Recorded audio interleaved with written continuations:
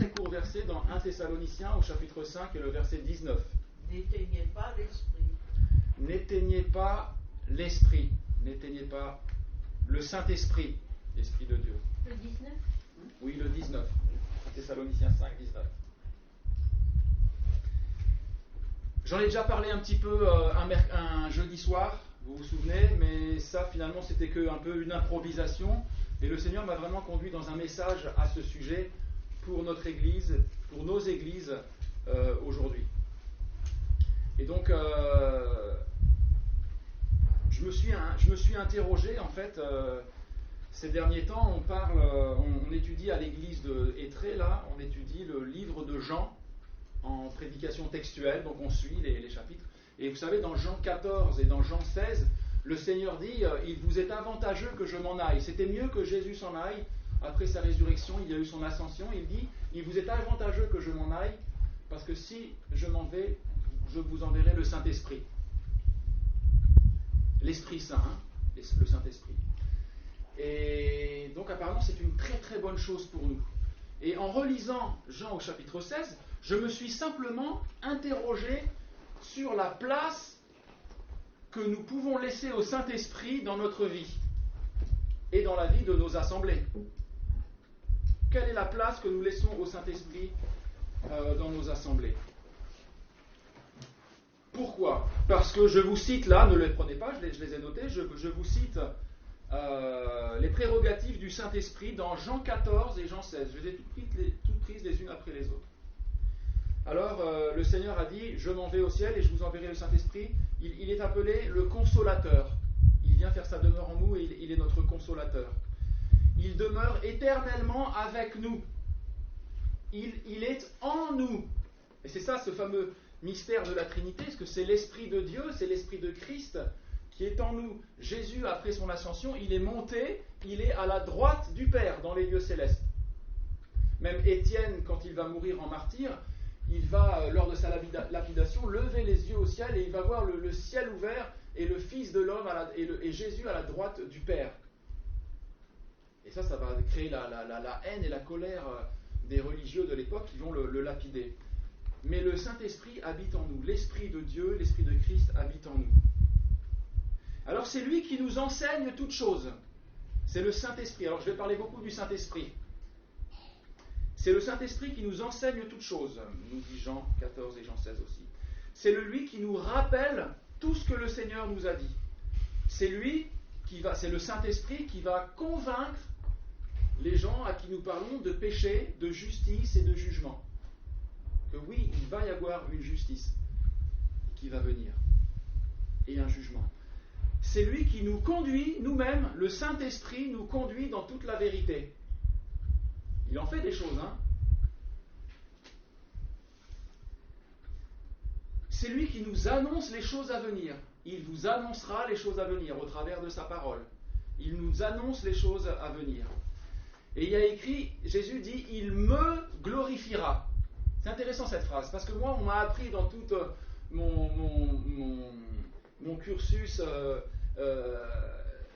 étudiant de la Bible, le Saint-Esprit, il est écrit qu'il me glorifiera, dit Jésus. Donc, sous-entendu, le Saint-Esprit ne cherche pas à attirer la gloire sur lui, et c'est vrai, il cherche à attirer la gloire sur Jésus-Christ. Et du coup, on a utilisé ce verset pour dire, en fait, le Saint-Esprit, quelque part, il ne faut pas s'en occuper, lui, il ne cherche pas à ce qu'on s'occupe de lui, il cherche à ce qu'on s'occupe de Jésus. Et donc, eh bien, ce faisant, on s'est dit, on s'en occupe pas, celui ce qui l'intéresse, c'est Jésus. Mais on pourrait plutôt dire que si le Saint-Esprit est mis à sa place, alors il glorifiera Christ. Alors Christ sera vraiment glorifié, quand on aura compris la personne du Saint-Esprit et qu'on l'aura remis à sa place. C'est lui qui nous donne les fruits de l'Esprit. C'est quand même extraordinaire, les fruits de l'Esprit. C'est tout ce que nous avons besoin pour vivre, n'est-ce pas? Il nous donne les fruits de l'Esprit qui sont l'amour. L'amour pour Dieu. C'est lui qui nous a aimés le premier, on l'a chanté tout à l'heure. Et il nous donne l'amour, parce que Dieu est la source d'amour. Et il nous donne l'amour pour Dieu, l'amour pour notre conjoint, notre conjointe, si nous en avons, l'amour pour nos enfants, l'amour pour nos frères et sœurs en Christ, l'amour pour notre prochain, qui va nous aider à aimer, à pardonner, à prier pour nos ennemis, c'est lui qui nous donne l'amour, mais c'est lui aussi qui nous donne la joie, c'est lui qui nous donne la paix. Tout ça, c'est les fruits de l'esprit, hein. L'amour, la joie, la paix, la patience, la bonté, la bienveillance, la foi, la douceur et la maîtrise de soi. Si ces choses nous manquent, on pourrait en conclure que c'est parce qu'on n'est pas assez rempli de ce Saint-Esprit. En fait, le Saint-Esprit nous donne tout ce dont nous avons besoin pour vivre une vie en toute piété et honnêteté. C'est lui qui nous donne le fardeau pour les âmes, hein. C'est lui qui nous donne l'amour pour les gens. Parce que je vais citer ce verset une ou deux fois, je vous l'ai déjà cité. Romains au chapitre 5 et au verset 5 dit que l'amour de Dieu est déversé dans nos cœurs par le Saint-Esprit. C'est le Saint-Esprit qui nous pousse vers les âmes.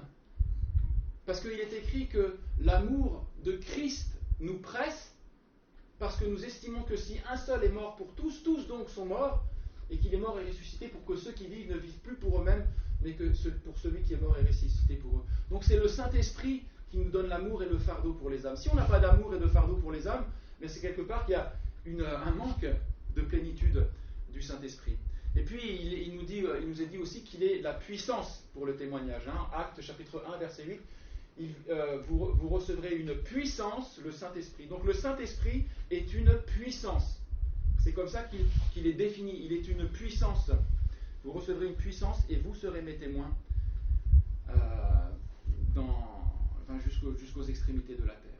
Le Saint-Esprit, c'est un feu dévorant qui est en nous. Il est écrit qu'il est descendu à la Pentecôte sous forme de langue de feu et il est venu sur les disciples. Et c'est un feu dévorant.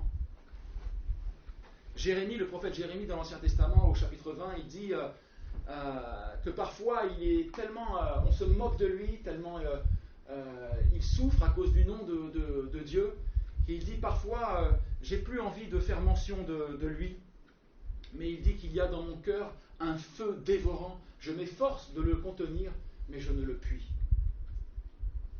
Et le Saint-Esprit, eh bien, je vous parlais de la Trinité, il est la troisième personne de la Trinité. Dieu est Père, Fils et Saint-Esprit.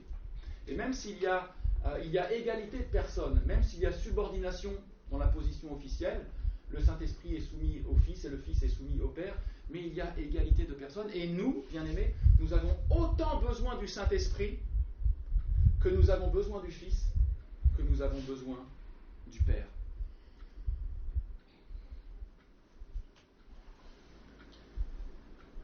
Alors, quelle est sa place dans nos considérations ?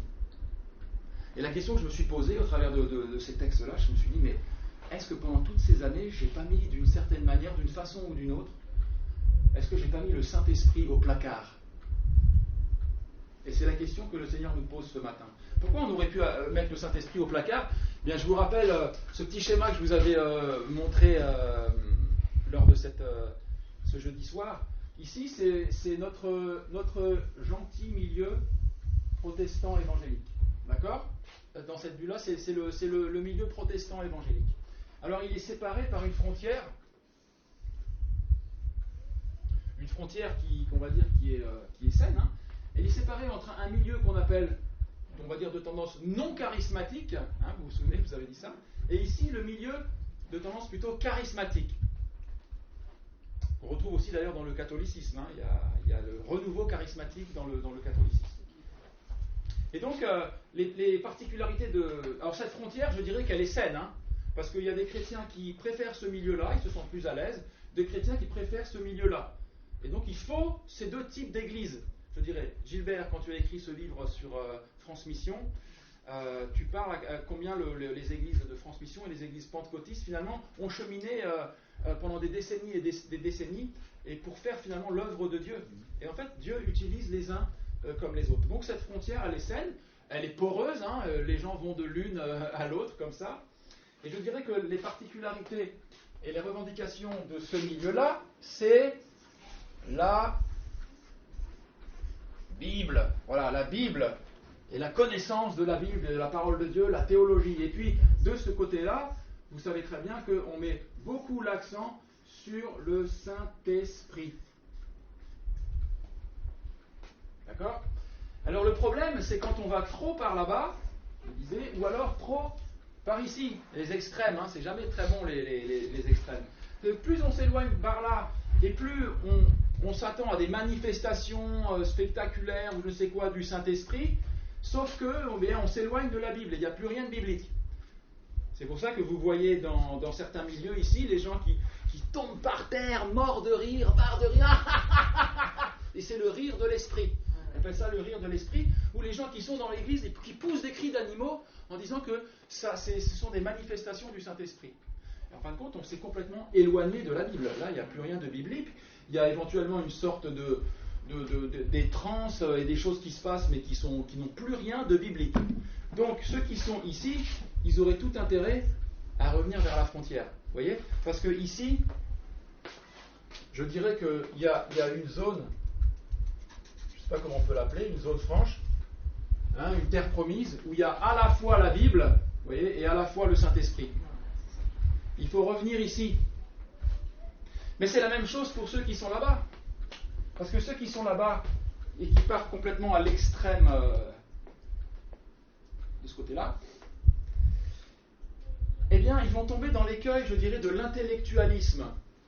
Hein, c'est la Bible, la connaissance de la parole de Dieu. Il n'y a plus d'émotion. Hein, il n'y a plus de part à l'émotion. Hein, l'émotion, c'est non, c'est pour eux. Et puis là-bas, ils sont tout le temps à parler de la puissance de Dieu, etc. Et ici, on ne parle plus beaucoup de la puissance de Dieu, la puissance du Saint-Esprit.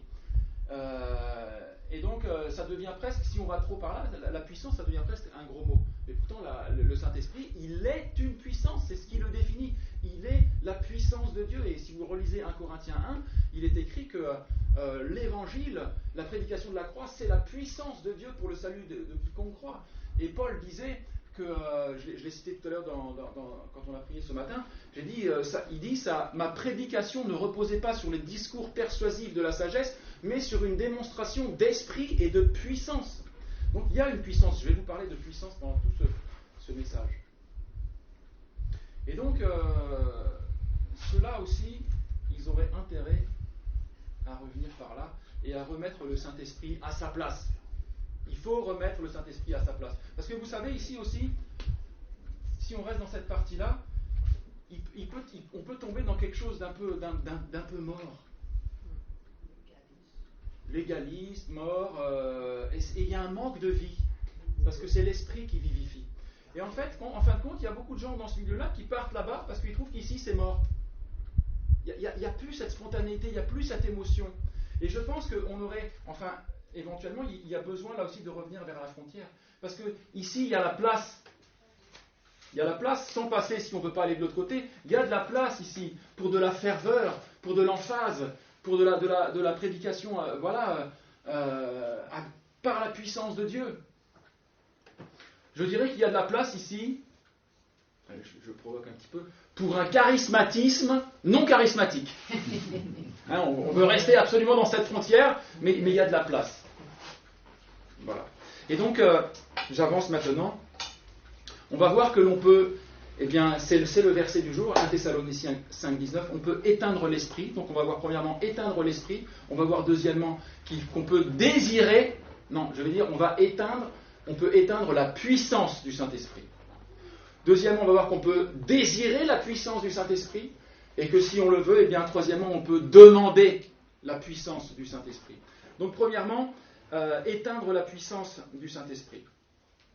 Il se trouve que nous pouvons éteindre ce feu. Le Saint-Esprit est un feu, et on peut éteindre ce feu. C'est dans notre capacité, puisque le texte nous dit « n'éteignez pas l'Esprit ». C'est même en général ce que les chrétiens vont faire, tôt ou tard, dans l'histoire de l'Église, dans l'histoire de notre propre vie. Il y a des phases, vous savez, où on est enflammé pour le Seigneur, et puis il y a d'autres phases où c'est la période un petit peu du désert spirituel. Mais donc c'est en général ce qui arrive. Et on peut l'éteindre en cessant de le considérer, en cessant simplement de prononcer son nom, le nom du Saint-Esprit.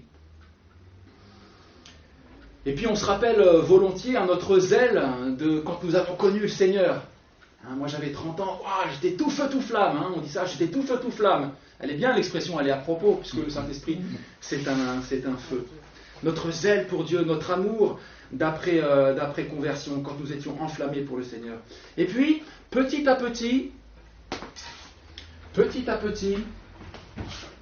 devant les difficultés de la vie, devant les soucis de la vie, eh bien, on éteint l'esprit. On laisse l'esprit s'éteindre. Alors, les soucis de la vie, je pense que vous en avez tous, hein. Pas besoin de faire un tour de table, tout le monde a des soucis. Le découragement aussi, parfois dans le ministère chrétien, on est découragé, les gens ne sont pas intéressés par la foi, on souffre, et puis on passe à autre chose, et on va dans le divertissement à extrême. Et puis, eh bien, les soucis de la vie, je dirais, et puis le divertissement, eh bien, vont étouffer le Saint-Esprit. Vous voyez, ça c'est nous sommes le vase rempli du Saint-Esprit, du feu de Dieu. Et puis petit à petit, les années faisant et chemin faisant, eh bien voilà les soucis de la vie, les découragements, l'abattement, et puis parfois le divertissement qui vient. Et voilà ce qui va se passer. Petit à petit, la flamme va diminuer et s'éteindre. Vous avez vu, ça s'est fait très progressivement. En fait, on a éteint le Saint-Esprit. Et c'est pour ça que Dieu nous dit, n'éteignez pas l'Esprit.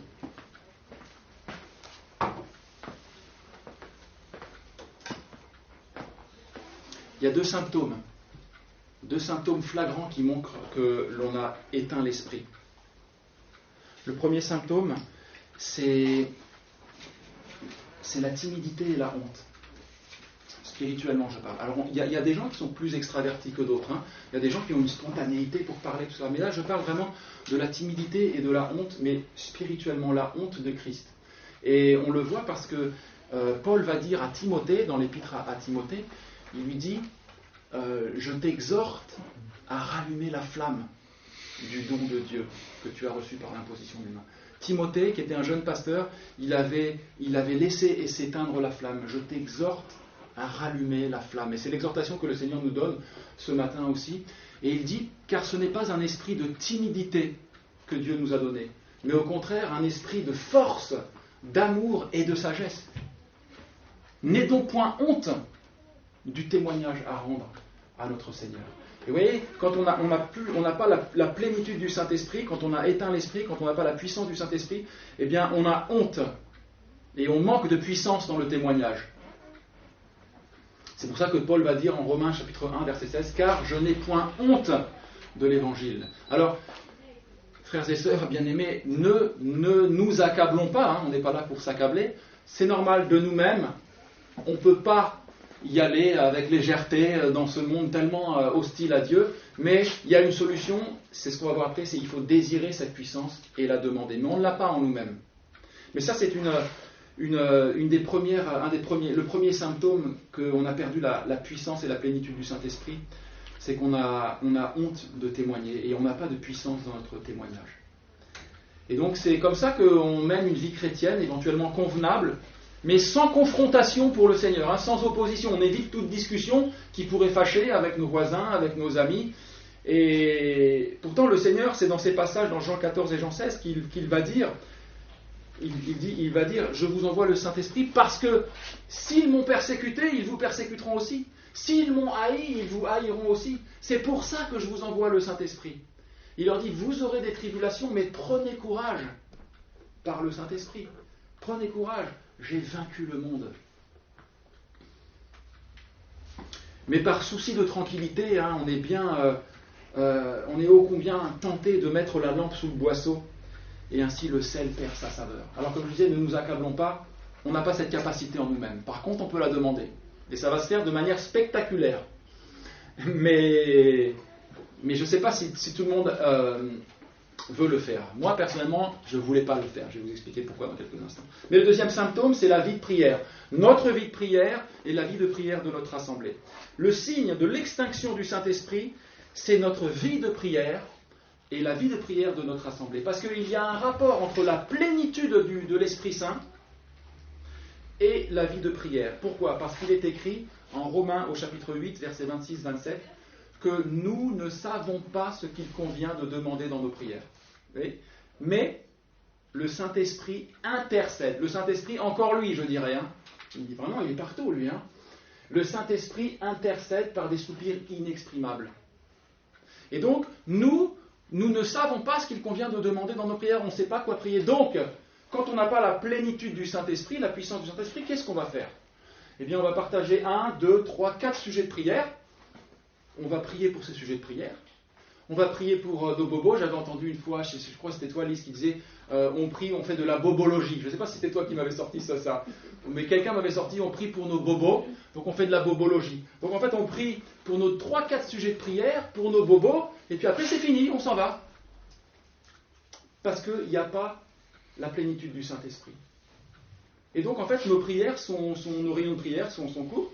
Je dirais que le format de nos églises aujourd'hui, ici à Étré, c'est partout pareil, ça cadre pas avec des réunions de prière, des vraies réunions de prière vraiment où on va intercéder, où on va quémander la gloire de Dieu, parce qu'en fin de compte, des réunions de prière comme ça dure longtemps. Ça dure longtemps. Et il faut que ces réunions de prière aient lieu. J'aimerais vous donner une illustration. Je ne sais pas si vous avez vu le film Titanic. Si, vous avez vu Titanic ? Oui, tout le monde a vu Titanic. En fait, dans le Titanic, alors on va dire que le Titanic, on ne va pas parler du Titanic parce que lui, il a fait naufrage. On va parler de ce même genre de paquebot. Vous savez, il y a les différentes classes là dans le paquebot. Bref, pendant tout le voyage, ils vont d'un point A à un point B. Et on va dire que le paquebot, c'est l'église. C'est une image de l'église qui va d'un point A, de là où le Seigneur nous a trouvés, jusqu'au ciel, jusqu'à l'éternité. Et puis, à l'intérieur de ce paquebot, eh bien, tout se passe bien visuellement. Ça c'est notre église. Il y a des réunions, ils dansent, ils chantent, ils mangent, tout se passe, la vie se passe. Et donc, dans l'église et sur ce bateau, il y a des gens qui montent en cours de route. C'est les gens qui viennent à Christ et qui montent sur le bateau. Et en fait, ça nous amène jusqu'à l'éternité. Mais qu'est-ce qui se passe ? C'est ce qu'on a vu dans ce film, ce que j'ai vu, c'est qu'en fait, il y avait une salle des machines tout en bas, que personne ne voyait. Il y avait une salle des machines où il y avait des gens qui travaillaient nuit et jour. Et qui étaient là, ceux-là, on ne les voyait pas. Mais en fait, sans eux, le bateau n'avançait pas. Et c'est ça que je veux vous parler. Il faut qu'il y ait des cellules de prière où les gens intercèdent, mais prient véritablement. Ça ne veut pas dire qu'il ne faut pas prier dans l'église, c'est très très bien, il faut continuer dans ce sens-là. Mais je parle de réunion de prière comme le Saint-Esprit nous le montre. Parce que le Saint-Esprit est un esprit de prière. Retenez bien ça. Le Saint-Esprit est un esprit de prière. Pourquoi ? Parce que c'est lui qui poussait Jésus dans le désert. Vous voyez, juste après son baptême, qui est-ce qui a poussé Jésus dans le désert ? C'est le Saint-Esprit pour qu'il puisse jeûner et prier. Et c'est le Saint-Esprit qui a amené Jésus dans d'autres passages. Jésus, il va dans un lieu désert où il va prier. C'est le Saint-Esprit qui va l'amener pour prier des jours et des nuits. Pendant des jours et des nuits. Et regardez, je vous l'avais partagé la dernière fois, mais pensons au moment monumental du jardin de Gethsémané. S'il y avait un moment où il fallait prier, dans toute l'histoire du monde, c'était avant la croix de Golgotha, avant le supplice de Jésus. Et il est là avec ses quelques disciples, et il va être mis à mort. C'est le moment où lui, il le sait, Jésus. Il le sait, il va être frappé à coups de poing, on va lui cracher dessus, on va lui mettre des soufflets, on va le fouetter jusqu'à ce que des lambeaux de peau se déchirent de son dos. Il sera défiguré par ce martyr. Il va venir clouer sur une croix, lui il le sait. Et là il est là, il dit « Père, s'il est possible que cette coupe s'éloigne de moi. » Vous voyez le combat qui est là. Jésus dit « S'il est possible que tout cela, là, nous, puisse arriver au salut sans que je passe par cette terrible épreuve. » Vous voyez le combat. Et Jésus dit « Qu'il soit non pas ma volonté, mais ta volonté. » Et alors là il appelle ses disciples et il leur dit, je cite le verset, Luc chapitre 22 verset 40, parce que c'est relaté dans plusieurs évangiles, le jardin de Gethsémané, mais dans Luc chapitre 22 verset 40, il leur dit « Venez et priez avec moi ». Et en fin de compte, les autres passages nous relatent que Jésus a prié de son côté et il est revenu et à chaque fois, il a trouvé les disciples endormis. Et il leur dit cette phrase qui résonne encore dans nos cœurs aujourd'hui. Là, 2000 ans après, à nous qui sommes arrivés à la fin des temps, il leur dit, vous n'avez pas pu veiller 1 heure avec moi. Vous n'avez pas pu veiller 1 heure avec moi. Il leur dit, veillez et priez afin que vous ne tombiez pas en tentation. Vous vous rendez compte, ça c'est ce que je me suis pris dans la poire ces dernières semaines, parce que c'est tout récent ce que je suis en train de vivre là. Je me suis pris dans la poire, vous n'avez pas pu veiller, vous n'avez pas pu prier 1 heure avec moi. Et encore, quand Jésus dit ça, on a l'impression quand même, d'après la tournure de la phrase, que c'est quand même un minimum syndical. Hein. Vous n'avez pas pu prier 1 heure. Quand est-ce la dernière fois que j'ai prié 1 heure, tout seul dans ma chambre? Quand est-ce que la dernière fois que j'ai prié 1 heure avec ma femme? Quand est-ce la dernière fois que nous avons prié, nous tous ensemble, 1 heure, au moins 1 heure, sans parler? Parce que ça, on sait faire parler. Mais non, sans parler. On arrive et puis on s'incline devant le Seigneur et on va prier, on va chercher sa face. Quand est-ce la dernière fois que l'on a fait ça? Alors on pourrait jeter la pierre aux disciples. Non, on ne jette pas justement la pierre aux disciples parce que ça c'était avant la Pentecôte, avant qu'ils reçoivent la plénitude du Saint-Esprit, la plénitude de cet esprit de prière. Mais que dire de nous? Que dire de nous aujourd'hui où nous avons reçu le Saint-Esprit, nous avons été baptisés du Saint-Esprit le jour où nous avons cru? 1 Corinthiens. C'est important de rappeler la définition du baptême du Saint-Esprit. C'est écrit dans 1 Corinthiens au chapitre 12 et au verset 13. Il est écrit que nous avons tous en effet été baptisés dans un seul esprit. Pourquoi? Pour former un seul corps. Donc le jour où nous sommes baptisés du Saint-Esprit, c'est le jour où nous sommes ajoutés au corps de Christ, à l'Église. Donc c'est au moment de notre salut où on accepte Christ comme notre Seigneur et notre Sauveur par la foi. Donc nous avons été baptisés du Saint-Esprit, mais quand est-ce que nous avons intercédé comme nous le relatent ici les textes? Qu'est-ce qui s'est passé? Qu'est-ce que l'on a raté? Si c'est le cas, c'est à chacun de voir pour lui-même. En tout cas, moi, qu'est-ce que j'ai raté? Qu'est-ce qui s'est passé? Est-ce que je n'ai pas éteint l'esprit? Et en fin de compte, ça, c'est ce que je me suis rendu compte pour moi-même, que j'avais éteint l'esprit. Alors, eh bien, j'ai commencé, c'est mon deuxième point, à désirer la puissance du Saint-Esprit. J'ai commencé à désirer la plénitude du Saint-Esprit, et il faut la désirer. C'est possible d'avoir cette plénitude, cette puissance du Saint-Esprit qui va nous pousser à témoigner. Mais en fait, il faut le vouloir. Et regardez ce qui précédait justement, on parlait de la Pentecôte, regardez ce qui précédait justement l'effusion de l'Esprit Saint à la Pentecôte. Eh bien, les disciples, il est écrit en Actes au chapitre 2 et au verset 1 qu'ils étaient tous ensemble dans un même lieu. Voilà, il y avait des gens là enflammés qui cherchaient qui cherchaient la gloire de Dieu. Ils étaient tous ensemble dans un même lieu et ils avaient un même but. Ils avaient soif du Dieu vivant. Ils avaient soif de voir la gloire de Dieu. Et ça me fait penser à ce psaume. Écoutez bien, il est écrit « Comme une biche soupire après des courants d'eau, ainsi mon âme soupire après toi, ô Dieu. » C'est le psaume 42. « Comme une biche soupire après des courants d'eau, ainsi mon âme soupire après toi, ô Dieu. » C'était ça les disciples. Jésus était parti et ils étaient laissés là comme orphelins, mais Jésus a dit « Je ne vous laisserai pas orphelins, je vous enverrai le Saint-Esprit. » Et ils sont là, ils ont soif de Dieu. Ils ont soif de la plénitude de Dieu. Et le psaume 42 nous dit « Comme une biche soupire après des courants d'eau, ainsi mon âme soupire après toi, ô Dieu. Mon âme a soif de Dieu, du Dieu vivant. Quand irai-je et paraîtrai-je devant la face de Dieu? Mes larmes sont ma nourriture chaque jour et chaque nuit, pendant qu'on me dit sans cesse « Où est ton Dieu ?» Je me rappelle avec effusion de cœur quand je marchais entouré de la foule et que je m'avançais à sa tête vers la maison de Dieu au milieu des cris de joie et des actions de grâce d'une multitude en fête. Et on voit ici David qui se souvient de sa vie spirituelle d'antan. Il est là, il dit « Mais Seigneur, quand verrai-je ta face ?» Pendant qu'on se moque de moi et qu'on dit « Où est ton Dieu ?» Mais quand est-ce que je vais voir ces prodiges et ces miracles? Et il crie à Dieu, mais il constate qu'un fossé s'est creusé entre le David d'avant et le David de maintenant. Alors il crie là à Dieu, et c'est ce qu'ont fait les disciples avant cette effusion de l'Esprit. Ils étaient tous ensemble. Vous voyez, il y a cette notion d'association. Il faut que les braises soient ensemble pour s'embraser les unes les autres, parce qu'une braise toute seule, eh bien, elle va s'éteindre. Il faut être plusieurs, il faut être quelques-uns. Peut-être pas tout le monde, mais quelques-uns à se réunir pour chercher la face de Dieu et pour prier comme le Seigneur veut vraiment que que l'on prie.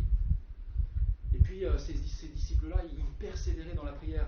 Actes chapitre 1, verset 14, il est écrit que les disciples, ils persévéraient dans la prière. Vous savez, j'ai parlé de ça à un couple à Étré, de ce qu'on était en train de vivre, et ils m'ont dit, ils viennent d'arriver là, c'est ceux qui voulaient venir te voir, qui te connaissent de l'église de Nation. Et ils m'ont dit, tu sais Stéphane, on a vu beaucoup ça dans tout notre cheminement évangélique. Des gens qui voulaient revenir à la plénitude du Saint-Esprit, à la puissance du Saint-Esprit, mais en fait, ce qu'on a constaté, c'est qu'ils n'ont jamais persévéré. Ça s'est toujours rééteint. Et en fait, une des clés, c'est que les disciples, ils persévéraient dans la prière. Et le challenge, en fait, c'est la persévérance. C'est la persévérance. Ça ne va pas se faire en une réunion de prière. Ça va se faire sur la durée, mais il faut persévérer. Et puis, ils étaient unis dans un même esprit de puissance. Les disciples ont reçu la plénitude du Saint-Esprit, la puissance du Saint-Esprit à la Pentecôte, et puis il a commencé à avoir de l'opposition, forcément. Il y a eu les premières persécutions. Et vous savez ce qu'ils ont dit? Ils se sont mis à prier. Et ils ont dit, Seigneur, vois leurs menaces. Et donne à tes serviteurs d'annoncer ta parole avec une pleine assurance. En étendant ta main, pour qu'ils se fassent des prodiges, des miracles, au nom de ton saint serviteur Jésus. Quand ils eurent prié, le lieu où ils étaient assemblés trembla. Ils furent tous remplis du Saint-Esprit et ils annonçaient la parole avec assurance. Vous voyez, quand ça se passe, bien après, il y a un esprit de puissance. Ils étaient unis dans un même esprit de puissance. Quand je vous dis ça, je ne suis pas là. Je suis toujours là. Mais on a droit aussi à ça, nous. On a droit aussi à ça. Ils étaient unis dans un même esprit de puissance. Et vous savez, la plénitude du Saint-Esprit, la puissance du Saint-Esprit, on le voit là, dans le passage que je viens de vous réciter, c'est un esprit de conquête. Et ce n'est pas un esprit de résignation. Quand vient l'opposition, quand vient la difficulté, la plénitude du Saint-Esprit nous revêt d'un esprit de conquête et non pas d'un esprit de résignation. Et pourquoi est-ce qu'ils faisaient ça? On peut se dire, mais pourquoi est-ce qu'ils désiraient autant cette plénitude du Saint-Esprit? Parce qu'ils étaient conscients qu'ils avaient une tâche immense à faire. C'est dans Jean 15, entre Jean 14 et Jean 16, justement, que le Seigneur a dit, sans moi, vous ne pouvez rien faire. Ils étaient conscients qu'ils avaient une tâche immense à accomplir.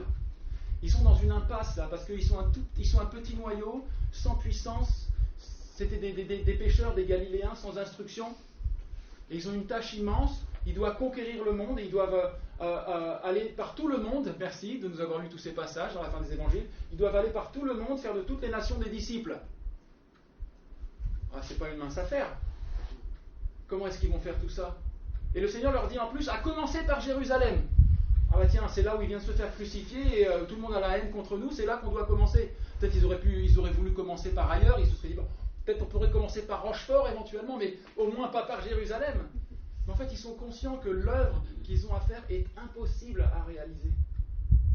Alors ils vont s'humilier, et ils vont prier. Et le Seigneur va rendre cela possible. Quand j'étais venu le mercredi, on parlait justement de Philippe l'évangéliste. Philippe, l'évangéliste par excellence. À tel point qu'il est appelé dans Actes chapitre 21, verset 8, Philippe l'évangéliste. Il est estampillé de cet adjectif-là. Philippe l'évangéliste, qui était l'un des 7. C'est quoi ça, l'un des 7? Eh bien, c'était l'un des 7 diacres. Et vous savez, Philippe, qui est un monument d'évangélisation, acte 8, il court après l'eunuque, vous savez, dans le désert, et on va tirer plein de façons d'évangéliser, on va encore en parler jeudi soir prochain, mais en fin de compte, il a commencé par le commencement pour faire cette œuvre. Pourquoi? Parce qu'il était écrit en Actes chapitre 6, verset 3, « Choisissez 7 hommes du milieu de vous qui soient pleins de l'Esprit Saint ». On ne peut pas faire l'œuvre de Dieu si on ne commence pas par la plénitude et la puissance du Saint-Esprit. C'est impossible. Impossible. Et vous savez, quelque part, je pense que implicitement, on peut ne pas la désirer. Vous savez, c'est quand le Seigneur nous dit, allez, faites de toutes les nations des disciples, et puis quand on dit, ah oui, pas de problème, on sait faire ça. On a de l'expérience, oui, ouais. Moi j'ai appris ça à l'école biblique, j'ai fait 3 ans plus une année de stage. Je sais faire, on sait implanter des églises, on a de l'expérience, Gilbert. Gilbert a un monument d'expérience. Et parfois on peut se dire comme ça, pas de problème, on sait faire. Et on va faire, mais en fin de compte on n'y arrive pas, parce qu'on n'est pas commencé par le commencement. Chercher la plénitude et la puissance du Saint-Esprit. Et en fait, avant d'avoir compris la tâche et la mission que Dieu nous assigne, on se croit capable. On se croit capable. Et quand on se croit capable, eh bien, on s'épuise. Et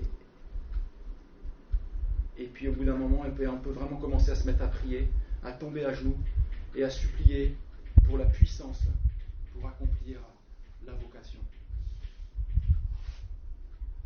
Il faut faire les choses dans l'ordre. Si je pars faire un long voyage en voiture, j'ai tout intérêt, avant de partir, à faire le plein d'essence et à mettre les niveaux d'huile. Ce matin, si j'avais voulu venir à l'église en mettant d'abord mes chaussures, j'ai une petite tache là, ne regardez pas. Si j'avais voulu venir ce matin à l'église en mettant mes chaussures avant de mettre mon pantalon, j'aurais connu quelques difficultés. Mais c'est bête, mais c'est qu'il faut faire les choses dans l'ordre. Il faut faire les choses dans l'ordre. On ne peut pas faire l'œuvre de Dieu si on n'a pas la plénitude et la puissance du Saint-Esprit qui se demande en agonisant dans la prière. S'affairer à l'évangélisation, à pratiquer la vie d'église sans chercher la plénitude du Saint-Esprit. La conduite du Saint-Esprit, c'est être une église qui compte sur son savoir-faire et sur son expérience. Il y avait une église comme ça, regardez, prenez avec moi en Apocalypse au chapitre 2, juste avant que j'aborde mon dernier point. Apocalypse au chapitre 2, c'était l'église d'Éphèse. Apocalypse au chapitre 2.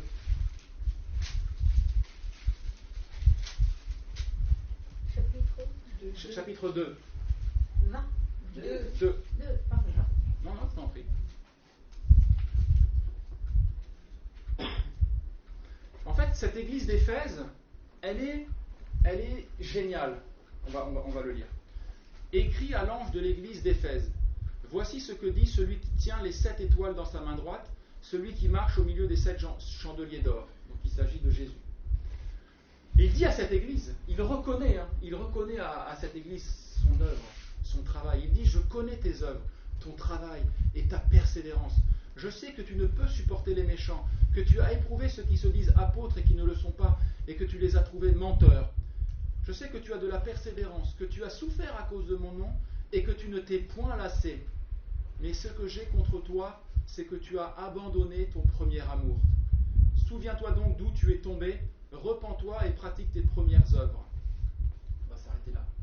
En fait, cette église, qu'est-ce qui se passe? Cette église, elle est magnifique. Parce qu'elle œuvre pour le Seigneur, elle œuvre. Elle fait plein d'actions pour le Seigneur. Elle travaille pour le Seigneur. C'est ce qui ressort là. Je connais ton œuvre, tes œuvres, ton travail, ta persévérance. Et il prêche sur la sainteté. Hein. Tu ne peux supporter les méchants. Tu as éprouvé ceux qui se disent apôtres. Cette église, elle est superbe. Elle se démène vraiment pour l'œuvre de Christ. Mais qu'est-ce qui se passe? En fait, elle a abandonné son premier amour. C'est-à-dire ce feu-là du début, cette flamme-là qui s'est éteinte. C'est-à-dire qu'elle continue à œuvrer, mais la flamme est éteinte. Parce que c'est quoi le premier amour? Bien, on l'a vu. L'amour de Dieu est répandu dans nos cœurs par le Saint-Esprit. Cet amour-là, c'est le Saint-Esprit. Le premier fruit de l'Esprit, c'est quoi? C'est l'amour. Eh bien, cette église-là, elle était vaillante, elle travaillait, mais elle n'avait plus la plénitude et la puissance du Saint-Esprit. Et le Seigneur lui dit, arrête-toi, repens-toi, reviens, agenouille-toi et pratique tes premières œuvres. Et là, les choses vont changer. Et c'est mon troisième et dernier point maintenant. On a vu qu'on pouvait premièrement éteindre l'esprit. On a vu deuxièmement qu'il fallait désirer la puissance du Saint-Esprit. Et maintenant, c'est mon troisième point, eh bien, il ne suffit plus que de la demander. C'est simple, hein? Enfin, on croit que c'est simple. Mais en fait, si, c'est simple. Et vous savez, moi, je l'ai payé au prix un peu fort. Il faut demander la puissance de la Saint-Esprit. Mais pour demander la puissance de l'Esprit Saint, c'est-à-dire qu'il faut le reconnaître. Déjà, il faut faire preuve d'humilité, de dire, j'ai mis ton Esprit Saint au placard. On n'est pas obligé de le reconnaître. J'ai mis ton Esprit Saint au placard. Et ça, c'est la repentance. Et cette plénitude, cette puissance, elle se demande. Elle se demande auprès de Dieu, tout simplement. Elle se demande, elle se mendie, comme David le faisait dans le psaume 42 et encore dans plein de psaumes. Mon âme a soif de toi, mon âme a soif du Dieu vivant. On avait lu dans Éphésiens au chapitre 3 au verset 18 que Paul il fléchissait le genou à cause de tout ce qu'il considérait de Christ. Il dit à cause de cela, je fléchis le genou afin que vous puissiez être remplis de toute la plénitude de Dieu. C'est clair pour tout le monde? Paul fléchit le genou afin que l'on puisse être rempli de toute la plénitude de Dieu. Il s'adresse aux chrétiens d'Éphèse. Il s'adresse à des chrétiens qui ont déjà le Saint-Esprit. Ils ont le Saint-Esprit, ils ont été baptisés du Saint-Esprit, mais ils n'ont pas la plénitude du Saint-Esprit. Alors Paul va prier, va se mettre à genoux, c'est ce qui est écrit dans le texte. Vous pouvez vérifier chez vous ou maintenant, même si vous ne me faites pas confiance, mais faites-moi confiance. Paul fléchit le genou pour qu'on puisse être rempli de toute la plénitude de Dieu, de toute la puissance de Dieu. Donc ça se demande dans la prière. Et il faut persévérer pour cela. Et puis, dans un autre passage, en Luc chapitre 11, versets 11 à 13, le Seigneur dit ces mots, il dit « Si donc, méchants comme vous l'êtes, vous savez donner de bonnes choses à vos enfants, à combien plus forte raison votre Père donnera le Saint-Esprit à ceux qui le lui demandent. » Donc c'est vrai dans le sens du salut, je pense que c'est le sens premier de ce texte en Luc au chapitre 11, mais c'est vrai aussi pour nous qui sommes chrétiens et qui sommes vidés de la plénitude et de la puissance du Saint-Esprit. Il faut le demander. Il ne refuse pas le Saint-Esprit à ceux qui le lui demandent. Mais attention, on peut le demander, mais ça peut faire mal. Parce qu'en général, si on est vidé, c'est qu'on est rempli d'autre chose. Et ça fait mal. Et je pense qu'il y a peu de chrétiens qui sont prêts à prendre ce risque qui est en réalité un merveilleux risque et qui est tout ce qui peut nous arriver de mieux. Et pourquoi peu de chrétiens sont amenés à le prendre? Parce que pour être rempli, eh bien, il faut être vidé. Pour être rempli du Saint-Esprit, il faut être vidé. Vidé de l'esprit de cupidité, vidé de l'esprit d'avarice, vidé de l'esprit de pornographie, vidé de l'esprit de mensonge, d'adultère, etc. Et aussi parce que devant ce qu'on a vu tout à l'heure, les soucis du siècle présent, le divertissement peut être rempli d'autres choses qui empêchent la plénitude du Saint-Esprit. Et voilà, vous allez vous demander où est-ce que j'ai pu trouver ça. Ici on a l'agneau de Dieu, et puis on a des vases. Les vases c'est nous. Et donc on a été, c'est deux chrétiens ici. Ici c'est Stéphane Corbel. Deux chrétiens ici ils ont reçu le Saint-Esprit, ils ont été baptisés du Saint-Esprit, ils se sont convertis. Et puis, mais ils ne sont pas remplis. Alors il y a des chrétiens qui vont comprendre le message d'aujourd'hui et puis qui vont demander la plénitude du Saint-Esprit. Alors, eh bien, Dieu va déverser son Saint-Esprit. Et voilà. Ils vont simplement, par la repentance et la foi, ils vont recevoir la plénitude du Saint-Esprit. Vous voyez, ça déborde même. Et puis, vous voyez, Stéphane Corbel, il était là, et puis lui, il demandait la plénitude du Saint-Esprit. Il est là, c'est moi. Vous me reconnaissez? Il est là, il demande la plénitude du Saint-Esprit. Seigneur, remplis-moi la plénitude de son Saint-Esprit. Voilà. Ça ne marche pas parce qu'il y a quelque chose qui prend la place. Et donc, je vais vous donner une illustration qui sera un peu aussi une repentance publique. Mais, vous savez, il y a quelque chose qui m'a empêché d'être rempli de la plénitude du Saint-Esprit. Et vous savez, c'est quoi? Suspense. Je vais vous dire quelque chose. Ce qui m'a empêché d'être rempli de la plénitude du Saint-Esprit, c'est le judo. Je vais vous expliquer pourquoi. C'est venu gentiment, tranquillement. Il y a 2 ans, ma petite sœur, je prends la peine de vous expliquer cette illustration parce que vous avez quelque chose peut-être à mettre à la place du judo. Il y a 2 ans, ma petite sœur, qui habite dans les Landes, devient secrétaire d'un club de judo dans lequel elle a inscrit mon neveu et ma nièce pour faire du judo. Et j'étais, dans mon passé, de 9 ans à 18 ans, j'ai fait du judo au niveau national et j'avais un très bon niveau. Et je me suis blessé aux épaules. J'ai dû arrêter ma carrière, entre guillemets, de manière brutale. J'en ai rêvé pendant des années et des années que je continuais la compétition, etc. Et puis j'ai arrêté du jour au lendemain. Ça a été un peu un traumatisme. Et puis donc, il y a 2 ans, ma petite sœur devient secrétaire d'un club. Et là, il y a mon neveu et ma nièce. Et ma petite sœur me dit: Stéphane, s'il te plaît, est-ce que tu pourrais remettre ton kimono et ta ceinture noire pour venir faire le cours de judo dans les Landes avec ton neveu et ta nièce? Oh, moi je suis vieux maintenant, je suis cassé, je peux plus faire ça.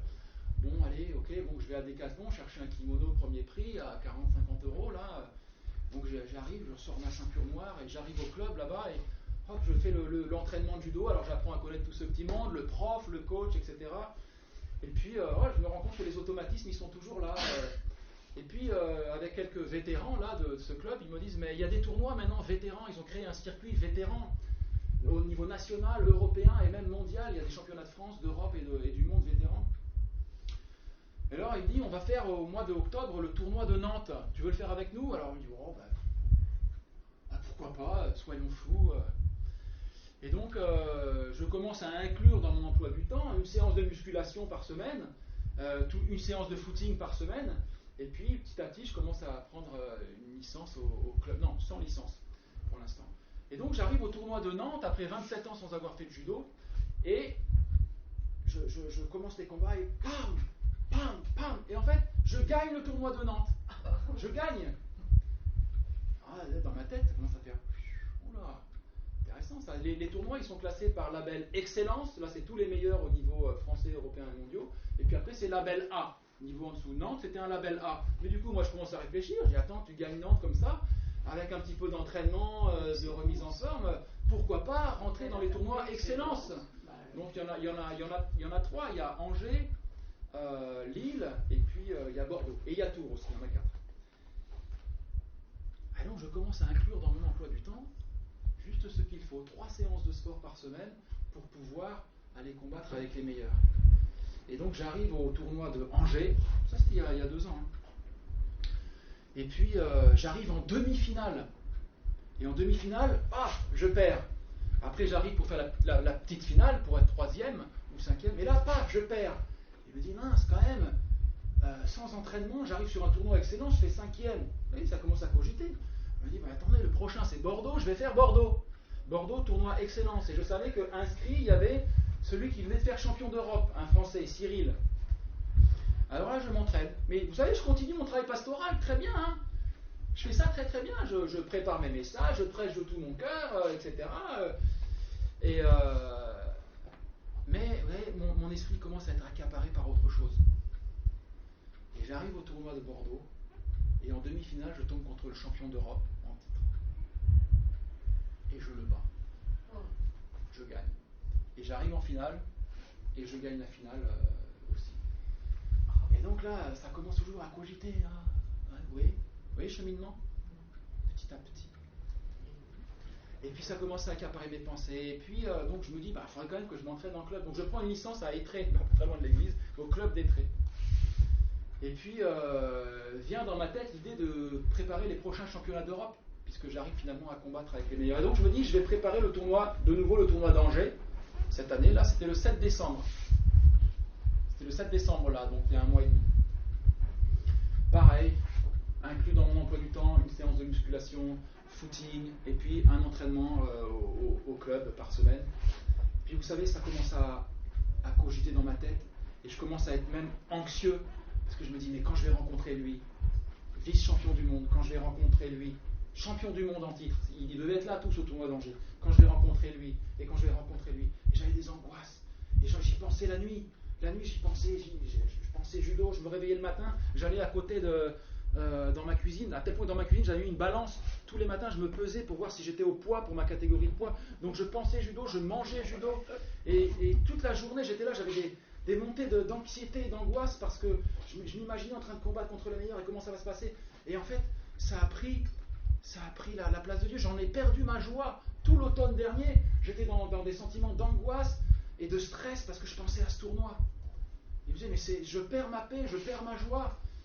Et j'arrive au tournoi, et à tel point que je dis à une sœur de l'église d'Étré, je lui confie ça, mon désarroi, et je suis comme prisonnier, esclave de l'esprit de compétition. Vous savez, on appelle ça l'esprit de compétition. Et c'est intéressant aussi spirituellement, l'esprit de compétition.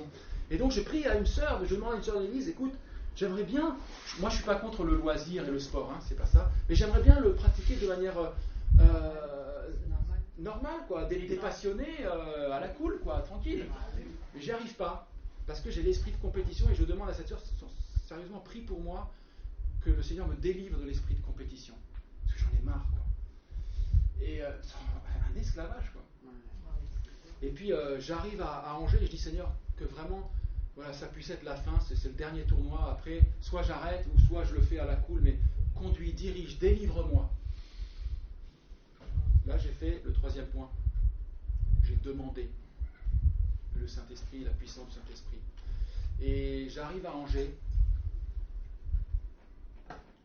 Je commence le tournoi. Premier tour, ça a duré 15 secondes. Bah, je bats mon premier combat, je gagne mon premier combat en 15 secondes. Deuxième combat, j'arrive. Ça arrive, je prends le gars. Bah, 20 secondes. Je restais 20 secondes sur le tapis. Et comme ça continue. J'allais dans les gradins, je prenais ma pâte de fruits, ma boisson, je redescendais sur le tapis pour les combats d'après. Et même les gens commençaient à regarder et dire oh là, celui-là il rigole pas. Et en fait, je pense que mon cœur, je pense que mon cœur s'était levé. Et vous savez ce qu'il dit Dieu ? Il dit Dieu résiste aux orgueilleux, mais il fait grâce aux humbles. Et il dit l'humilité précède la gloire. Et donc à ce moment-là, j'aurais dû comprendre qu'en fait, il n'y aurait pas de gloire. Parce qu'il n'y avait plus d'humilité. Et je suis arrivé en demi-finale, et je commence le combat sûr de moi, mais vraiment en guerrier, quoi, prêt à aller en finale et à tout gagner. Et pendant le combat, je tombe sur l'épaule gauche, et là ça fait crac. Et le gars tombe sur moi sur l'épaule droite, et là ça fait crac. Et je suis resté par terre comme ça. Ils ont appelé les secours, et j'ai dit là ça y est, c'est fini, Seigneur, c'est la réponse à la prière. Et donc, j'ai pas pu finir le combat, j'ai pas pu du coup faire la petite finale, j'ai abandonné. J'ai pas pu ramener ma voiture d'Angers, c'est quelqu'un qui l'a fait. Je suis allé à l'hôpital, j'ai l'épaule ici qui est cassée. J'ai l'épaule qui est cassée. J'ai encore un bleu là, je ne me déshabille pas pour vous le montrer. J'ai l'épaule qui est cassée et je me suis dit Seigneur merci parce que c'est ça ta délivrance. Après quoi, il y a un frère qui a voulu prier pour que Dieu guérisse mon épaule. Je lui dis ah non, tu guéris pas, tu pries pas pour que Dieu guérisse mon épaule, parce que sinon je vais recommencer. Il faut que je comprenne tout ce que le Seigneur a à me montrer. Et donc voilà, le Seigneur a enlevé le judo, et puis il a pu me remplir de son Saint-Esprit. Mais voilà, c'était une longue illustration et j'ai pris le temps de le faire parce que j'aimerais vous demander à vous, qu'est-ce que vous avez là ? Qu'est-ce que vous mettez à la place du judo ?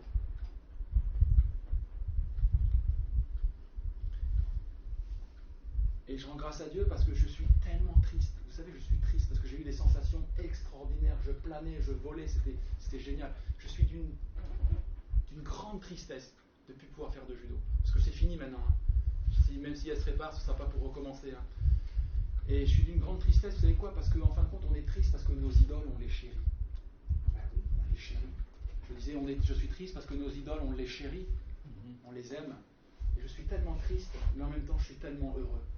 Parce que je passe mon temps à prier avec des frères et sœurs, et ça commence à bouger là-bas aussi. On se réunit, on fait des réunions en dehors de, vous savez, vous vous souvenez, le bateau là, on se réunit pas dans les réunions normales de l'église, c'est pas une dissidence de l'église, Marc est au courant, tout ça, mais avec quelques-uns qui ont envie aussi, on se réunit, on prie pendant des heures.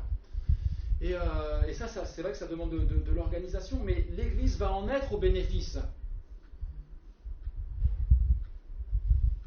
Et en fin de compte, pour que tout ça puisse se faire, c'est pour ça que je vous dis, qu'est-ce que vous avez à enlever, vous, si le Seigneur vous montre quelque chose à enlever, qui empêche la plénitude du Saint-Esprit. Parce que vous savez, on doit apporter nos corps comme un sacrifice vivant, et quand on apporte nos corps comme un sacrifice vivant, eh bien on est mis sur l'autel, et en fait le sacrifice il était brûlé, complètement, il ne restait plus rien, il n'y avait plus aucune ambition personnelle, aucun désir de briller en soi, on est complètement brûlé, et alors seulement le Seigneur peut manifester sa gloire.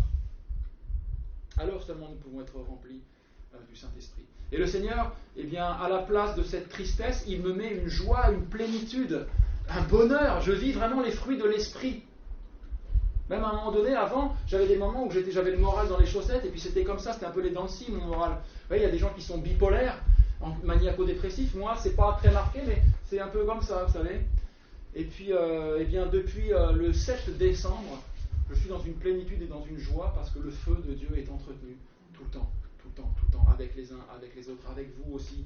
Et je conclus maintenant en disant, j'ai été un peu long, pardonnez-moi, mais c'est parce que vous allez plus me voir après pendant 1 mois et demi. Donc, il faut que vous en ayez ras-le-bol.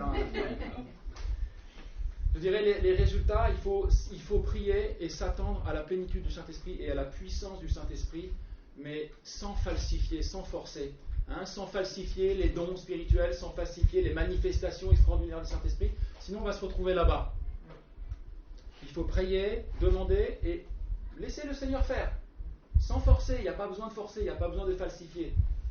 Si on s'humilie, si mon peuple, sur qui est invoqué mon nom, s'humilie, prie et cherche ma face, je l'exaucerai des cieux. Mais en fait, on doit simplement prier et s'attendre à ce que le Saint-Esprit va faire. On n'a pas à avoir peur. Il va le faire et ça va être extraordinaire. On va déjà commencer par manifester les fruits dans nos vies. Et je vous termine avec cette illustration. Je vous l'avais déjà dit aussi. Après quoi on va prendre la Sainte Seine. Où est-ce que j'ai lu ça ? Ah oui, j'ai lu ça il était relaté l'expérience de Dwight Moody. Vous savez, le grand Dwight Moody, il y a l'Institut Moody aux États-Unis qui forme des serviteurs de Dieu encore aujourd'hui. Et Dwight Moody, c'était un homme qui était zélé pour le Seigneur. Il organisait de son époque des conférences d'évangélisation et il prêchait l'évangile de tout son cœur. Il œuvrait pour le Seigneur comme l'église d'Éphèse. Et puis, vous vous souviendrez, je vous l'ai déjà raconté, mais il y avait deux petites dames qui étaient là, deux petites dames d'un certain âge qui étaient là, et puis à la fin de chacune de ces réunions, et puis elles venaient le voir, et puis elles lui disaient « On prie pour vous, monsieur Moody, pour la puissance. » Il les écoutait comme ça. Et puis à chaque réunion, elle disait « Monsieur Moody, on prie pour vous, pour la puissance. » Et alors lui, au bout d'un moment, il a commencé à être un peu irrité. Et il leur a dit, ce que je lis dans la biographie, il leur a dit « Mais vous ne pourriez pas arrêter de prier pour moi et de prier plutôt pour les âmes auxquelles j'annonce l'évangile ?» Et elles ont répondu « Oui, oui, monsieur Moody, on prie pour vous, pour la puissance. » Alors au bout d'un moment, monsieur Moody, il en a eu marre. Et il a été voir cette dame et il leur a dit « Mais qu'est-ce que c'est ça ? Expliquez-moi, qu'est-ce que vous voulez dire par la puissance ?» Je ne sais pas ce qu'elles lui ont dit. Elles lui ont dit peut-être à peu près ce qu'on a dit aujourd'hui, la puissance du Saint-Esprit. Et il s'est mis à prier. Il s'est mis à intercéder, à agoniser. Il pleurait devant Dieu, mais pour recevoir cette puissance du Saint-Esprit. Et à un moment donné, il l'a reçue. Alors lui, moi théologiquement, je ne suis pas d'accord avec ce qu'il a dit. Lui, il dit qu'il a été baptisé du Saint-Esprit.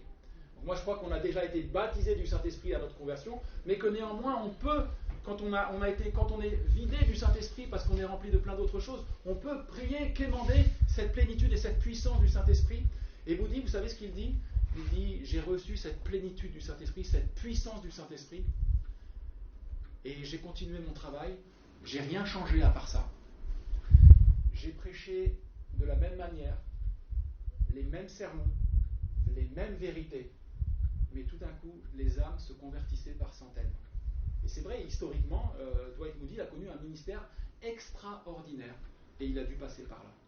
Et c'est ce Torrey qui a écrit la biographie de Moody, et lui, il dit exactement la même chose. Lui aussi, il dit qu'il a écrit un livre ici qui s'appelle « Comment amener les âmes à Christ ». Et il dit, mais avant toute chose, avant de commencer à rentrer dans les détails, ce qu'il faut, c'est demander la plénitude et la puissance du Saint-Esprit. Et il dit, à notre époque, où tout va si vite, où chacun est si pressé, si occupé, il faut absolument que l'ouvrier du Seigneur comprenne la nécessité, le besoin urgent de plus de prière.